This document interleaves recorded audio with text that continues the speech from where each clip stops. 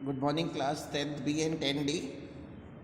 जिन्होंने last turn पे हम लोग ने इंटेक्स क्वेश्चन को स्टडी किया था और लास्ट क्वेश्चन जो हम लोग ने किया था वो आपको इसमें नज़र आ रहा होगा। क्वेश्चन नंबर 2 पेज 231 का सेकंड क्वेश्चन तक डिस्कस किया था। मैं आपको आंसर खुद बता रहा हूँ, तो इस चक्कर में नहीं रहिएगा कि हमें इतने लंबे लंबे आंसर्स याद करने हैं। आप उसकी लैंग्वेज को कम कर सकते हैं, ठीक है।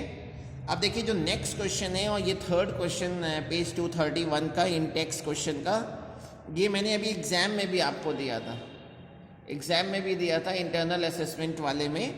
इसके लिए आप एक फोर्स निकालने के लिए एक और रूल भी साथ में ध्यान रखिए, जो मैं right hand palm rule number 2, right hand palm rule number 2। उसमें यह कि अगर हम अपने राइट हैंड को इस तरह से फैला लें कि थंब होनी चाहिए करंट की डायरेक्शन में, थंब पेन की डायरेक्शन में करंट होगी, और जो ये फिंगर्स फैली हुई हैं ये मैग्नेटिक फील्ड की डायरेक्शन में होंगी। फिंगर्स होंगी मैग्नेटिक फील्ड की डायरेक्शन में, थंब हो गया करंट की डायरेक्शन में। तो जो पाम है, हथेली, ये फोर्स की डायरेक्शन को बताएगा, ठीक है। तो हमारा जो ये क्वेश्चन है उसमें कह रहे हैं कि a positively charge particle projected towards west, एक पॉजिटिवली चार्ज पार्टिकल है जिसको वेस्ट की ओर हमने प्रोजेक्ट किया है, ठीक है,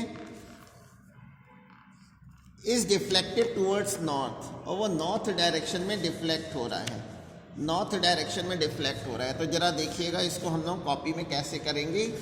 आप हमेशा जो है कॉपी में ऐसी टेढ़ी लाइन खींच लीजिए और अपने लेफ्ट हैंड की तरफ वेस्ट लिख लेंगे, और जिधर आपका फेस है उधर नॉर्थ। ये नॉर्थ के ऑपोजिट हो गया साउथ और वेस्ट के ऑपोजिट हो गया ईस्ट, ठीक है। अब क्वेश्चन में क्या कह रहे हैं, a positively charge particle, alpha particle positively charge होता है, उसको वेस्ट डायरेक्शन में हम लोग भेज रहे हैं अल्फा पार्टिकल को। तो और जिस डायरेक्शन में पॉजिटिव चार्ज आता है करंट उसी डायरेक्शन में फ्लो करती है, यानी ये करंट की डायरेक्शन हो गई। क्वेश्चन में कह रहा है ये पॉजिटिवली चार्ज पार्टिकल जो वेस्ट की ओर जा रहा था डिफ्लेक्ट हो रहा है टुवर्ड्स नॉर्थ, यानी डिफ्लेक्ट हो रहा है, इसका मतलब है उसी ओर उस पर फोर्स लग रहा होगा नॉर्थ की डायरेक्शन में, इसीलिए वो नॉर्थ की डायरेक्शन में डिफ्लेक्ट हो गया, इधर की ओर चला गया। तो आपसे पूछ रहे हैं कि find the direction of magnetic field, magnetic field की डायरेक्शन बतानी है। अभी right hand palm rule number 2 में बताया है कि पाम किसको बताएगा, फोर्स को, थंब किसको बताएगा, करंट को, और फिंगर्स मैग्नेटिक फील्ड। तो मैं फोर्स की डायरेक्शन में पाम को करने जा रहा हूँ और थंब को करने जा रहा हूँ करंट। ये हो गया करंट, करंट की डायरेक्शन है, मैंने थंब को कर लिया, और पाम, ये पाम फोर्स की डायरेक्शन में। तो अब आप देखिए कि मैग्नेटिक फील्ड की क्या डायरेक्शन आ रही है, मैग्नेटिक फील्ड की डायरेक्शन ऊपर की ओर आ रही है, इसलिए मैग्नेटिक फील्ड की जो डायरेक्शन होगी वो अपवर्ड होगी, ये मैग्नेटिक फील्ड की डायरेक्शन अपवर्ड होगी। बहुत सारे क्वेश्चन में right hand palm rule number 2 आसान पड़ता है। Right hand palm rule number 2 का मैंने आपको बता दिया। Right hand palm rule number 2 क्या है, मैं एक छोटा सा डायग्राम इस बुक में बना के अभी आपको सेंड करूँगा, ठीक है। ये मैंने राइट हैंड को फैला लिया,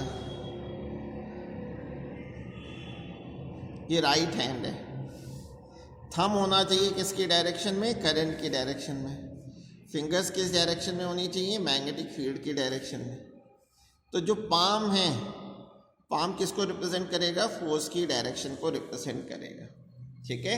ये कौन सा रूल है, right hand palm rule number 2, ठीक है। अच्छा, अब नेक्स्ट क्वेश्चन है, इंटेक्स क्वेश्चन है पेज 233 पर। उसमें कह रहे हैं state Fleming's left hand rule. इसको मैंने आपको नोट्स में भी दिया था। फ्लेमिंग्स लेफ्ट हैंड रूल में ये कहते हैं कि अगर हम अपने लेफ्ट हैंड के थंब, फोर फिंगर और सेंट्रल फिंगर को इस तरह से फैला लें कि ये म्यूचुअली परपेंडिकुलर हो, थंब, फोर फिंगर और सेंट्रल फिंगर को इस तरह से रख लें कि ये म्यूचुअली परपेंडिकुलर हो, ठीक है। तो फोर फिंगर मैग्नेटिक फील्ड को बताएगी, सेंट्रल फिंगर करंट को बताएगी, तो थंब फोर्स की डायरेक्शन को। इसको मैंने आपको याद करने का तरीका बताया था, फादर मदर चाइल्ड। घर में हेड होते हैं फादर, फादर की स्टार्टिंग एफ से है, यानी ये फोर्स हो जाएगा, F for force, F for father, M mother magnetic field, child घर में फादर सबसे ऊपर होते हैं, उसके बाद फिर मदर, और आखिरी में चाइल्ड, ठीक है ना। तो चाइल्ड स्टार्टिंग सी से है यानी करंट हो गया। तो फ्लेमिंग्स लेफ्ट हैंड रूल में थंब, फोर फिंगर और सेंट्रल फिंगर को आपको इस तरह से स्ट्रेच करना है कि वो म्यूचुअली परपेंडिकुलर हो। तो फोर फिंगर मैग्नेटिक फील्ड की डायरेक्शन को रिप्रेजेंट करेगी, सेंट्रल फिंगर करंट की डायरेक्शन को, तो थंब जो होगा वो फोर्स की डायरेक्शन को रिप्रेजेंट करेगा। डायग्राम भी बनेगा, इन्होंने जैसे यहाँ डायग्राम नहीं बनाया। कह रहा what is the principle of electric motor. Electric motor का प्रिंसिपल मैंने क्या बताया था, आपने उसकी कंस्ट्रक्शन में देखा था कि उसमें दो कॉनकेव शेप्ड फील्ड मैग्नेट होते थे जिसके बीच में हम लोग एक आर्मेचर को रख देते थे, और आर्मेचर को मैंने रेक्टेंगुलर शेप में बनाया था। तो अगर कोई आर्मेचर, इलेक्ट्रिक मोटर में जब हम लोग स्विच को ऑन करते हैं तो आर्मेचर की दो जो लेंथ वाली साइड्स थी, लेंथ की जो साइड थी उस पर इक्वल एंड ऑपोजिट फोर्स लगता है IBL sin थीटा फॉर्मूले से। टू इक्वल फोर्सेस लगते हैं और ऑपोजिट डायरेक्शन में लगते हैं।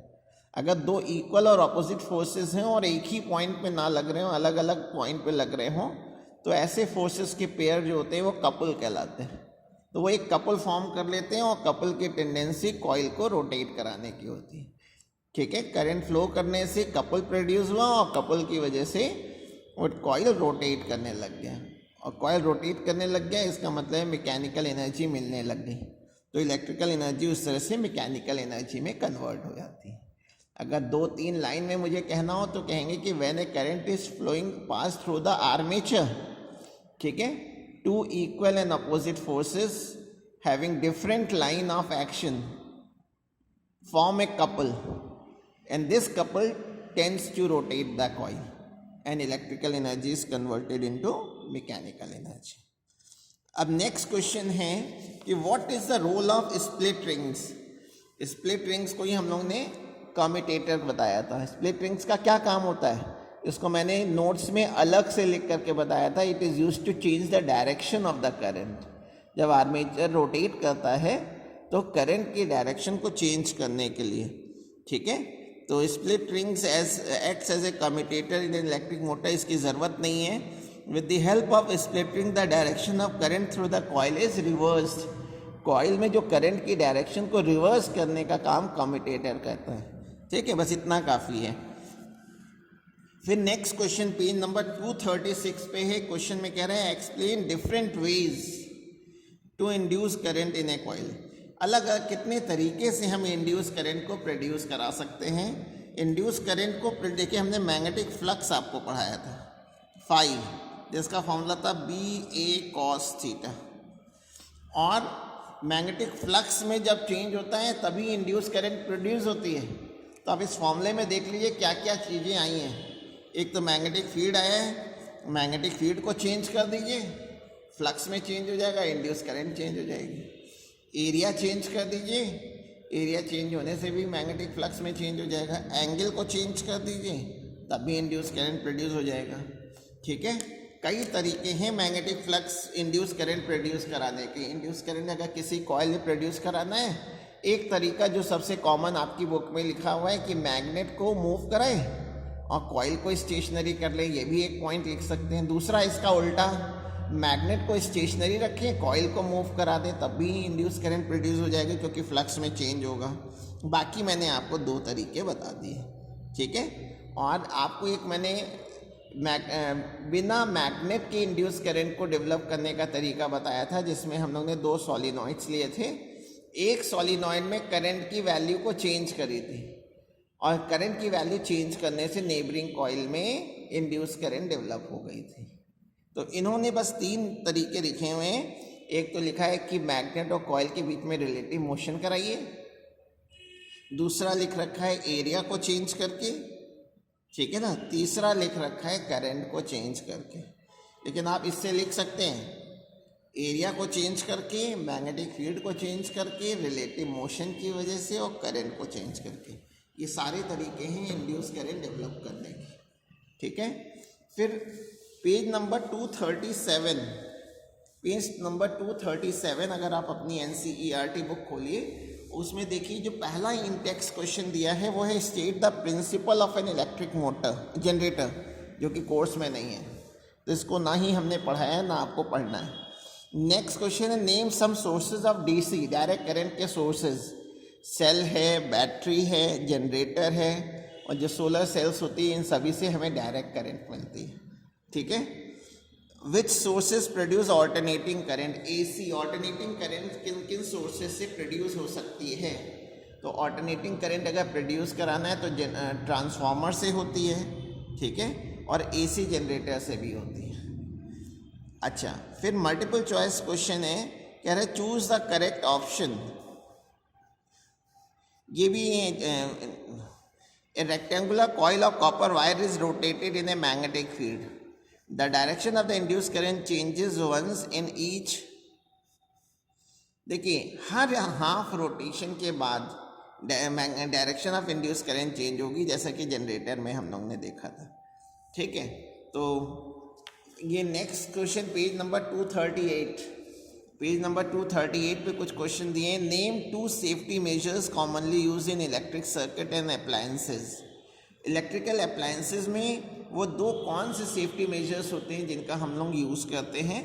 एक तो फ्यूज़ वायर का यूज़ करते हैं। फ्यूज़ वायर से क्या होता है, अचानक ओवरलोडिंग के समय जब करंट एकदम से बढ़ जाती है तो उससे घर के अप्लायंसेस को प्रोटेक्ट करने का, सेव करने का काम करता है। दूसरा है अर्थिंग। जो मेटल के अप्लायंसेस होते हैं उनकी बॉडी पे भी करंट आ जाता है, तो उससे बचने के लिए हम लोग अर्थिंग करते हैं। For protecting us from severe electric shock if there is any leakage of current in metallic body appliances. फिर next question, what precaution should be taken to avoid overloading of domestic electric current? अगर आप क्या precautions लेंगे overloading को से बचने के लिए? हमें एक साथ जो है कई अप्लायंसेस एक साथ नहीं ऑन करने चाहिए, जैसे एसी है, गीज़र है, जो हाई वोल्टेज वाली जो डिवाइसेस हैं उनको एक साथ नहीं यूज़ करना चाहिए। ठीक है ना, तो उससे हम प्रिकॉशन ले सकते हैं।